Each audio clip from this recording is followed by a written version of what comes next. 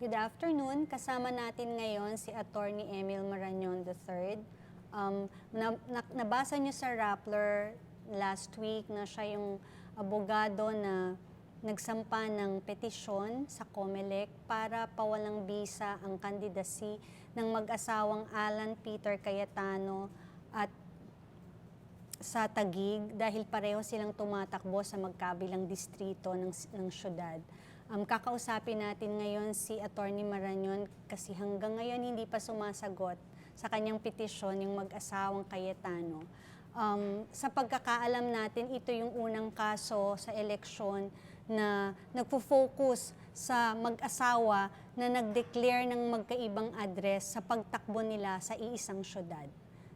Salamat, Emil. Salamat din sa pag-invite sa akin. Okay.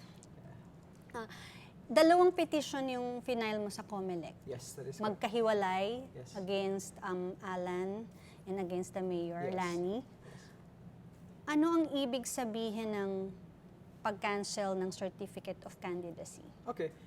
Sa ating election law kasi, bago yung election, we have, meron tayong mga remedies or pwedeng ikaso pagpalagay natin yung isang tumatakbo ay walang qualification or hindi dapat na upuin ko siya mananalo. So in this case we are questioning yung tinatanong namin kung meron bang residency yung mag-asawang Lani at Alan Peter Cayetano. Because for the first time, nagtataka kami bakit si Alan Peter diniklara niya na he's the resident of the 1st District of Taguig City. But on the other hand, yung kanyang asawa na si Lani Cayetano was actually claiming na she's a resident of the 2nd District. But we all know for a fact that they are a married couple sila. So how come na magkaiba yung distrito yung tatakbuhan nila kung mag-asawa sila? So for us, that is very absurd and very abnormal. So we find something wrong about it, and that is the reason why nagsampa kami ng kaso before the COMELEC. The COMELEC to actually intervene and ask the couple, asan ba talagang residence nyo? Are you qualified to run as member of the House of Representatives? Pakipaliwanag sa atin yung anong pagkakaiba ng cancellation ng COC or denying due course sa kayong disqualification. Kasi napapagkamali ng marami Yes. na nag-file ka daw ng disqualification case. Well, hindi ako nag-file ng disqualification because ang disqualifications, very specific yung grounds niya. That is in Section 40 of the Local Government Code or Section 68 of the Omnibus Election Code. So very specific. For example, if you were found guilty or removed by an administrative case or you're holder of green card, for example, abroad. So those are the basic grounds for disqualification. On the other hand, when you say... Wait, ang disqualification complaint ba pwede mong i-file bago ma-finalize yung listahan ng kandidato, bago ma-print yung balota, or kapag tumatakbo, nangangampanya na sila? Actually, the moment na mag-file ng COC, pwede ka na mag-file ng disqualification case. Pero So, hindi to yung final mo? Hindi ito yung final. Yung final namin is, tinatawag namin na petition to deny due course or to cancel a certificate of candidacy. So this is under Section 78 of the Omnibus Election Code. Ang ground naman ito is basically we're saying na nagkaroon ng misrepresentation or pagsisinungaling doon sa certificate of candidacy. Ngayon, bakit namin sinasabi na merong tinatawag na misrepresentation or pagsisinungaling doon si Alan Peter at saka si Lani? Because if you check, for example, their COCs, Lani Cayetano is claiming na she is a resident of the 2nd District. So, Serendra. Alan Cayetano is claiming that he is a resident of the 1st District. Bagong bayan. So, Bagong Bayan. So, what we're saying is that hindi totoo yan. So, meron, dapat, as a couple, iisa lang yung address nyo. So, malamang may nagsisinungaling sa inyong dalawa.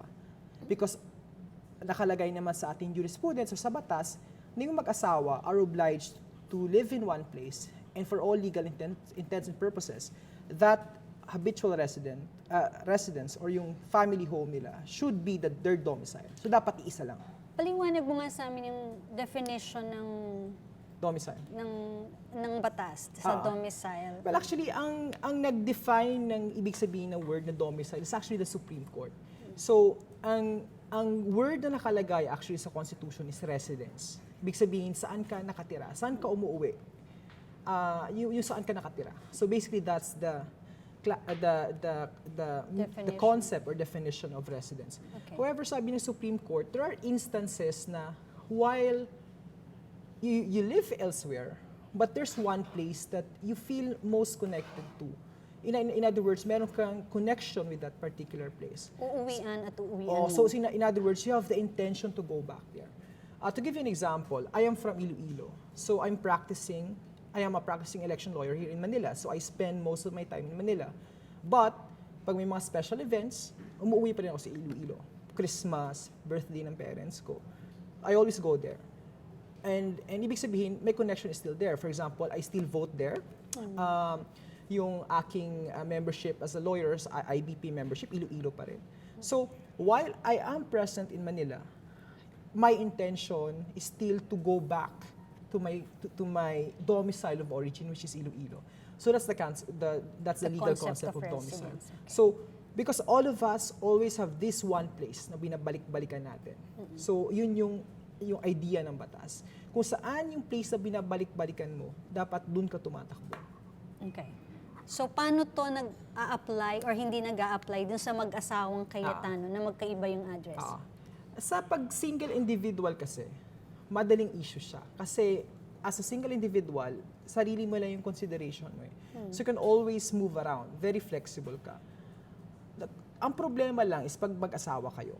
The Supreme Court in the case of Marcos versus Comelec recognized the fact na malamang ang lalaki at saka yung babae Magkasama. galing sa magkaibang lugar. Okay, and then So, nagsasama. may sarili silang domicile na dala.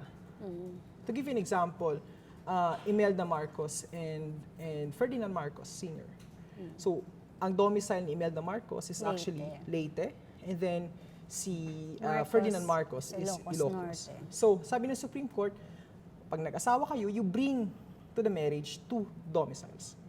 So, ngayon, anong sabi ng batas? Siyempre may inherent conflict because of course gusto mo bumalik kung saan ka talaga eh. So, sino ayun yung mag-giveaway? Sino yung magbibigay? Ngayon, ang sabi ng batas, noon under the old civil code, before the family code, the husband shall fix the domicile. So, yung masusunod yung asawa. However, when the family code was passed in 1987, ang sabi ngayon ng korte ay equal na yung babae at saka lalaki. Now, the family home or the domicile should be a product of the mutual agreement of the couple. Ibig sabihin, the husband and wife shall decide to live in one place. Sabi dun sa family code, they are obliged to live together in one domicile. So nakalagay dun sa Article 68 and 69 of the family code. So ngayon, for all legal intents and purposes, if you want to run in an election, then that would mean yung mag-asawa na yun, dun ka dapat tatakbo kung saan yung iyong matrimonial domicile or yung lugar na finix yung mag-asawa. So ang problema ngayon with the Cayetano case is despite the fact that under the law, they are obliged to live in one domicile, yet they are filing COCs in two different places. So sabi namin, that is contrary to the family code. What if Alan says, yung aking current residence kasi sa first district, Yes, yun na nga. but our matrimonial domicile is in the second Yes. district? So actually, in our petition against Alan Peter Cayetano, we said na your wife lives in the second district. And if you look at yung mechanics nila sa family, yung latest na parang decision nila as a couple was actually for Lani to move to Fort Bonifacio. Because remember, she only transferred her voter registration like recently, like few months ago. So if you look at it, sabi namin, malamang, since andun yung wife mo, baka doon ka din nakatira. And true enough, their lawyer, George Garcia, admitted that actually, Alan Peter Cayetano moved to the second district. Ngayon, ang next legal question there is if ina-admit nila na nag-move si Alan Peter from the first district to the second district, then ang logical question is, why is he running in the first district if he already moved in the second kung district? recently lang din nag-move si Lani, di ba there's a requirement that for you to run as a congressional representative, you should have at least resided there for a year. Yes, that is correct. So, ipang problema Well, yun. she has been claiming that she's been living or have moved na sa Tu Serendra like for a year na, more than a year na. So that's what she claimed in her COC. But for us, actually, sabi nga namin, that is not true. Hindi totoo yan. Because remember, what she has been claiming as her domicile, matrimonial domicile, or yung kanyang residence, it's a small condominium unit in 2 Serendra in Fort Bonifacio. Okay. Which is another issue. Which is because, another issue.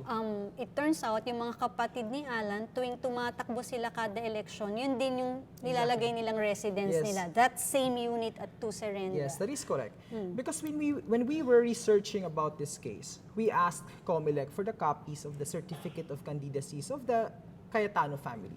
Okay. So that includes Lino Cayetano, Pia Cayetano, and then Alan Peter Cayetano. Okay, Lino is running for mayor. This year, for the 2019 elections, yes. To replace Lani. Yes, that is correct. And then Pia is running for Senator. again. So the congressional seat that she's vacating, yun yung gustong upuan ni Lani Lani. Cayetano, that is correct. And then Alan Alan wants Peter, the other First congressional district, that is correct. So we have a problem in that claim because sabi ni Lani Cayetano, she lives in that condominium unit in 2 Serendra, unit 352-A. However, when we checked all the COCs of the Cayetano family, we found out actually They that all Lino live Cayetano was claiming na yun din yung residence niya when he ran for Congress way back in 2013. And then Pia Cayetano, when she ran for Congresswoman of the 2nd District, also claimed that small condo unit as her residence. And also in running for senator for next year, she also claimed Unit That as 352A okay. as her residence. Sabi namin, is it possible that 3 families could live in a tiny condominium unit? Especially, they're not poor people. Hindi naman to, we all know the fact that mga Cayetanos. We've checked the units in 2 Serendra. They range, the sizes range from 67 square meters to, that's 1 bedroom, to 125 square meters for 3 bedroom. Yeah. So if you have 3 families claiming to reside there, hindi sila Exactly. magkakasya. I mean, again, siguro sa normal na tao, sa normal na Pilipino, ang laki siguro niyan would be sufficient enough. However, But 3 families, exactly, but ang punto namin, these are not ordinary people. These are like well-known personalities. How would you expect them to live in such a small area? So sa amin, very simple to. We don't consider this place, ang totoo nito, we don't consider this place as their real residence or real domicile. But we call this as their domicile of convenience. Ibig sabihin, pag may gustong tumakbo, yun yung ginagamit. But we all know that they don't live there. In fact, when we serve the summons actually, hindi tinanggap because wala daw tao sa unit. So, ibig sabihin, it validates our theory that ibig sabihin, talagang domicile of convenience yung unit na yun sa 2 Serendra. Okay. Is this the first time such case or petition is filed with the COMELEC? I mean, of course, in the past there were cases about questioning a candidate's Yes. declared residence, yes. but you know, a husband and a wife, and questioning both their addresses. First time ba ito? Well, you've worked in COMELEC before. Yes, I did. I spent 5 years in COMELEC as part of the commission. However, there were cases before where it was raised, particularly in the case of Laral Sabal versus COMELEC. But then again, the issue of a married couple running outside of their matrimonial domicile is more of a side issue, hindi siya yung main issue. Yeah, and it's common, parang maraming ganun, di ba? Yes. Okay. Pero sa amin, in this case, we really want the COMELEC to rule on this. We want to make this issue as the main issue of this case. Para mapilitan yung COMELEC to come out with a decision. We're hoping na eventually may precedent siya before the Supreme Court and it will guide, future generations kung paano, how do we deal with this issue in the future pag may mag-asawang tatakbo in 2 different places. Kasi Alan has been saying that they are not the first couple to run in different areas Yes. at the same Yes. in the same election. Yes. But bakit daw sila ngayon yung kinakasuhan? Yeah. Because walang nagkakaso lang in the past. Exactly. Okay. That is correct. And Hindi ba pwedeng kung nakita ng COMELEC yun before or but because you have tens of thousands of candidates? Yes, exactly. Unang-una, ang sa dami ng tumatakbo, COMELEC doesn't have time to check each and every case, no? And second, ang nature kasi ng petition to deny due course is that it's a legal remedy that na kailangan ng petitioner, dapat may nagsasampa ng kaso. Hindi pwedeng motu proprio or kusang magfa-file ng case yung COMELEC. And for us, the most important thing about this is that the spouses Cayetano are not ordinary people. They're not, politicians coming from a random island in the Philippines, But the Cayetano couple are national figures. Alan Peter was a former senator, 2 terms. Former DFA secretary. In other words, everyone looks up to him. So, for us, may mali na baka siya yung mag-set ng trend or mag-set ng precedent. Baka gawin... Kasi pinayagan si Cayetano, gawin na lang natin. So, kung ginawa niya, baka pwede namin din gawin. So, precisely, if you want to make the point, then the perfect person to actually raise this issue against is the Cayetano couple. Because, in fact, ang issue na to na mag-asawang tumatakbo in 2 different districts, pumutok to eh. I mean, nung nag-file sila ng COC, everyone was already talking about it. Parang everyone was saying, ay medyo garapal naman ng sobra yung mga Cayetano na talagang gustong takbuhan lahat ng pwedeng maupuan. Actually, Rappler did crowdsourced reactions from netizens and halos wala namang natuwa. It's all about, grabe naman yan, lahat na lang ng pwesto. That is correct. There were harsher words, of course, na parang... That's why we were a bit surprised by the reaction because ang reaction was actually unanimous in condemning the Cayetanos. We thought na parang baka 50-50, but this issue actually cut across political lines. It cut across political colors. I've been seeing comments on your wall, comments sa stories namin, and whenever we push the story on social media.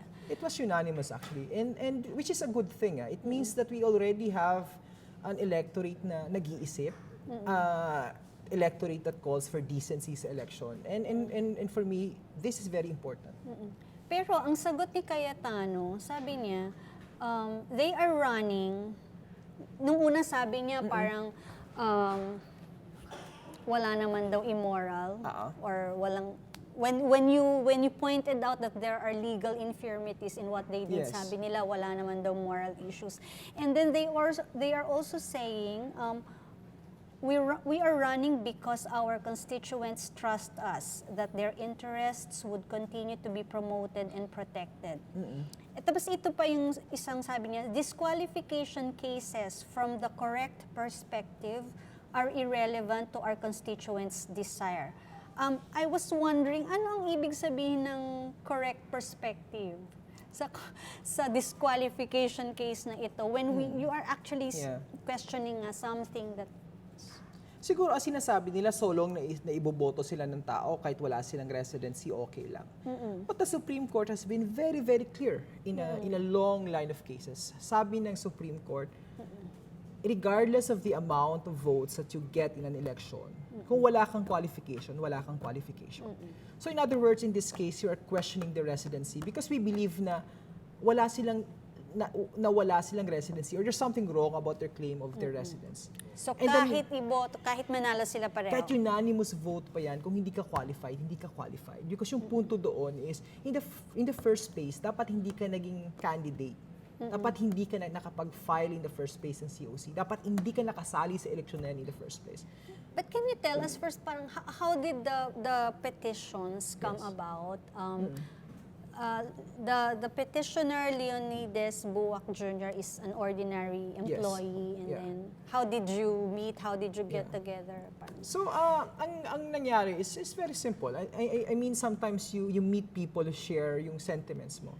And it so happened that I think Mr. Buwak, like the rest of the Filipinos, medyo naasiwa. Hindi lang naasiwa, but ang term is medyo disgusted with what happened in Taguig. Na parang, sabi nga namin dun sa aming, yung prefatory statement namin, parang ginawang merry-go-round, na parang trip to Jerusalem na lang yung pamilya na talagang solong na may maupuan, talagang nag-aagawan sila ng pwesto. So parang, yung term dun is medyo garapal. So I think Mr. Buwak and I share this common sentiment. And because of this, we want to register our dissent. We thought at first na sabi namin, it's just our way of registering our dissent to what the Cayetano couple has been doing. But later on, when the support actually from social media and from friends poured, sabi namin, ay mukhang hindi lang tayo yung naniniwala na may mali dito. So actually, we are registering our dissent in behalf of the entire nation. So parang sa amin, this is very, very important. Hindi lang to Taguig. Hindi lang Taguig, because the issue of this actually transcends Taguig City. Because remember, sabi ko nga, they are national figure. Ayaw natin na tularan sila ng ibang politiko na abusuhin rin actually yung electoral system natin. Because gusto nilang maupo dahil dun sa tawag namin, because of greed sa kapangyarihan or medyo ang term nga, sorry to use this word, but medyo swapang ng konti sa kapangyarihan. Kasi there would be like three major positions in Taguig, and it's being pursued by all Cayetanos. Okay. Yes. Because Taguig City, as a background to our viewers ngayon, Taguig City plus Pateros actually, only 2 legislative districts. So the first legislative district of Taguig Pateros, and then the second legislative district of Taguig City. So dalawa lang yan. So the Cayetano couple actually wants to run in both districts, including Pateros. So kaya nga yung term namin dito is super dynasty. Because hindi lang actually sila, ayaw lang nila na masakop ng pamilya yung isang posisyon o in other words, or salin-salin. O salin-salin lang. But eto may territorial expansion. Lahat ng... Pati Pateros, gusto upuan. So parang, in a way, medyo garapal naman ng konti. By the way, former Senator Cayetano said they will answer this point by point, but so far, wala pa silang sagot sa complaint sa COMELEC. Okay. How fast can COMELEC resolve complaints like this? You were in COMELEC, you've handled cases like this. Usually I'll explain the process. No? After you file, I guess kasi gusto malaman is ma-resolve ba ito bago ma-finalize yung listahan ng mga kandidato na ipiprint sa balota? Yes. After mag-file ka ng petition, what will COMELEC do is magra-raffle sila. Ibig sabihin, they will decide whether it will go to the first division or to the second division of the COMELEC. So magra-raffle yan. After na ma-raffle to a particular division, then mag-i-issue ng summons. So sasabihan yung mag-asawang Cayetano, oy, sagutin nyo ito. So that's the time that the Cayetano couple will formally answer our petition.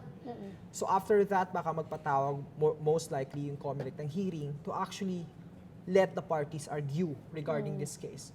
But how many weeks does it take? Well, actually, to be honest, we are really hoping na before magprinting ng balota. But normally, in the past, petitions to cancel certificates of candidacy, how long does it take to resolve? Usually, mabilis lang. Ang problema dito, ang pag-decide ng kaso, isang kaso, mabilis lang. Ang problema nito is hindi lang actually ito yung kaso na fina-file sa COMELEC. There are a lot of cases being filed sa COMELEC. And during election season, mas madami. But the thing, what's special about this case is, this case actually, interesado yung buong bansa. So, I am hoping that COMELEC actually would place, importansya dito sa kaso na i-prioritize sana because this is a case of national concern. Ibig sabihin, hindi lang interesado dito actually yung taga-Taguig, but yung buong bansa, pinapanood yung kaso na to. That is why I was saying in my past interview na, sabi ko, this is very important because this case can set a precedent that can potentially affect the political situation in the country. Pag pinayagan ito, in other localities, couples can do this. Yes, exactly. Okay. Yeah. Especially, the Cayetanos have been citing na sinasabi nila na, marami nang gumagawa nito before. Actually. All over the Philippines daw. Minsan nga magkaibang probinsya pa yung mag-asawa. Yun nga precisely yung point namin because we want to stop this. That is why we are filing a case now because we want na magkaroon ng precedent. We want to have an official ruling coming from the COMELEC and coming eventually from the Supreme Court to guide future generations, future politicians of how they should do this. So we want to stop this, and this is precisely why we are filing this case. Okay. If the COMELEC grants your prayer for this, does it automatically mean hindi na sila isasama sa balota or can they elevate this to The Supreme Court? Well, the process is this will be, since the nature by petition to deny due course is quasi-judicial. So, ibig sabihin, nagsisimula yan sa division level. Then after niya, naakyat siya sa en banc. So, pag may whoever man yung maapektuhan ng decision in division, they can file a motion for reconsideration.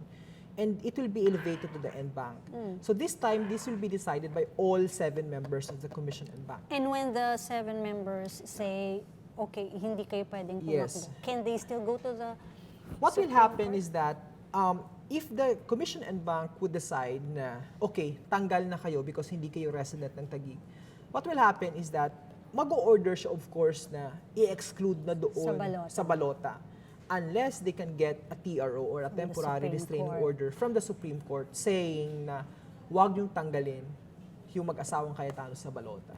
And then when they get a TRO and kailangan ng i-imprenta yung balota, December ba yung printing ng Yes, ballots? I think that's the schedule ng COMELEC for the printing is around December. So pag nakasama pa rin sila sa printing ng balota, and then, for example, nakaprint na yung balota or nagsisimula na yung kampanya next year, and then the Supreme Court lifts the TRO and the COMELEC decision is sustained to cancel their candidacy. So, anong mangyayari? ang pag na-print na actually yung balota, na-print na yung pangalan nila sa balota, and eventually they lose their case before the Supreme Court, then what will happen is that COMELEC, can simply order na lahat ng boto na makuha nila would be considered stray. Votes. Meaning hindi bibilangin, i-exclude lang. Okay. So kung sino yung next highest vote after them will be declared the winner. Assuming that sa kanila nga yung Yes, highest exactly. vote. But of course, it can go either way. Okay. Another question, when I was reading your petitions is, you had to take up the issue of political dynasties. Yes, that is correct.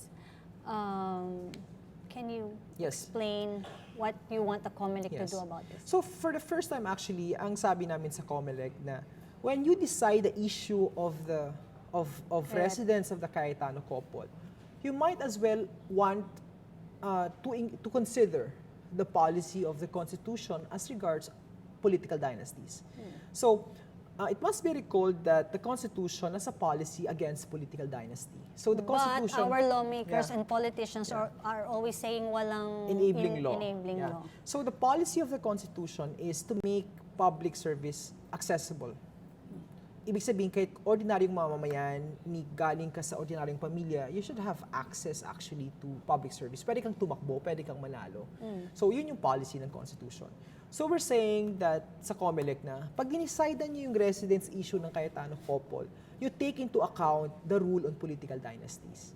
Kasi ang sabi namin, most of these political families, in order for them to gain power, to retain power, it involves violating election laws. The Cayetano couple is an example of this. Because in order for them to actually promote their super dynasty, to encroach on the next district and even to Pateros, they actually violated the rule regarding residency in the Constitution. So clearly Residency and dynasty. Yes, exactly. Okay. So ang sabi namin sa COMELEC is apply the principle of the Constitution. Ang sabi namin kasi, even if walang enabling law, but nonetheless the policy is there. So you should be guided by that policy. You wrote before on Rappler about the SK law. Yes.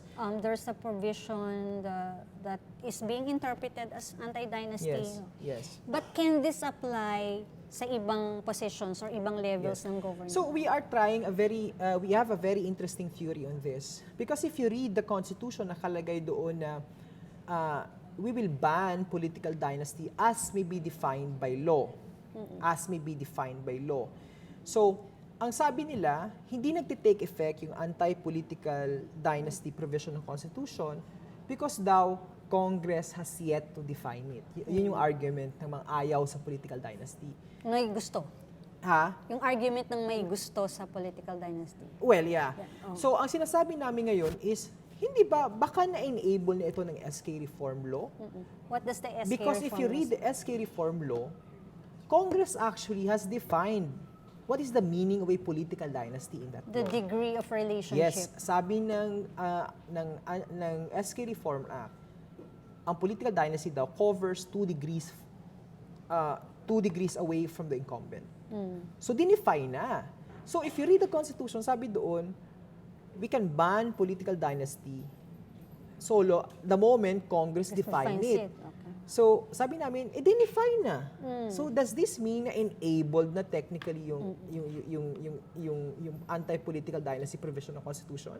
So, we want to test this before the COMELEC and eventually want to test this before the Supreme Court. Because ang aming argument is very simple. The Constitution did not give Congress a magic switch to turn on and to turn off the anti-political dynasty provision of the law. Hindi din binigyan ng authority yung Congress na sabihin na, ay, mag-a-apply lang to sa SK, sa iba hindi. Because remember, sabi ng Constitution, for Congress only to define what is political dynasty. So as far as you're concerned, naka-switch on na. Yeah, We have an ang point natin is anti-dynasty law. either you enable it in full or you don't enable it. Walang enabling. Walang partly enabled. So it's either you enable it or you don't enable it. But in this case, we are arguing na enabled na. And all doubt should be resolved in favor of enabling this. Because we never expect politicians actually to approve this, or we don't expect politicians to enable this law because this will be against their self-interest. But Emil, by touching on the anti-dynasty the law here, in the same petitions where you want COMELEC to cancel the candidacies based on their residence, hindi ba parang I don't know, nawala nung focus or na mas naging complicated yung petitions? Well, why did you have to raise the anti-dynasty? No, because as I always say, this case is a golden opportunity. Because I don't see any better opportunity actually na pag-uusapan yung anti-political dynasty provision of Constitution, but this case. And I am correct in this because if you read all the comments online, they all agree to this precisely because most people are disagreeing with the concept of political dynasties. So, and then if you read the petition also, what we were saying actually is still the main issue here is still the residence. I mean, wag nating kalimutan yun.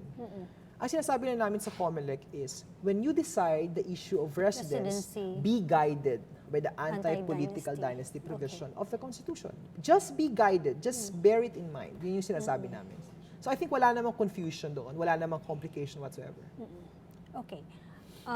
Last question. Whether or not this succeeds, the petition, what do you hope to achieve with it? No, I think now we already happy na yung taong bayan actually is ang taong bayan is very supportive with this cause of ours. So in other words, we're very happy na people actually saying na may mali dito. Kasi ako, I'll have a problem when I start reading comments na sasabihin nila na ay tama yung ginawa ng mga Cayetano. But in this case, everyone is unanimous in condemning what the Cayetano has done. So what we're trying to achieve in the end is we want to put decency back in elections. We have seen a lot of people abuse this in the past elections. And in these elections, we've seen how the Cayetano actually like medyo garapalan na. As in medyo nakita natin kung paano inabuso yung batas. So we want to remind them na meron tayong batas, but hindi nyo i-follow ito. And also we want to remind them na very simple lang. You are running to become a legislator and you cannot follow even a simple law and you want to make laws, there's something wrong about it. There's something absurd about it. And this is what we want actually to prevent. Okay. Thank you. Thank you, Attorney Marañon. We just call him Emil here because Emil is a columnist of Rappler. He writes explainers on election issues. So even after this Rappler Talk episode, you can send questions. You can tweet us and you just use the hashtag PHVote if you have questions about this case, if you have questions about other election issues, and we can forward them and Emil will saw them and he can write about them. Maraming Thank salamat. you for joining us. Thank you very much.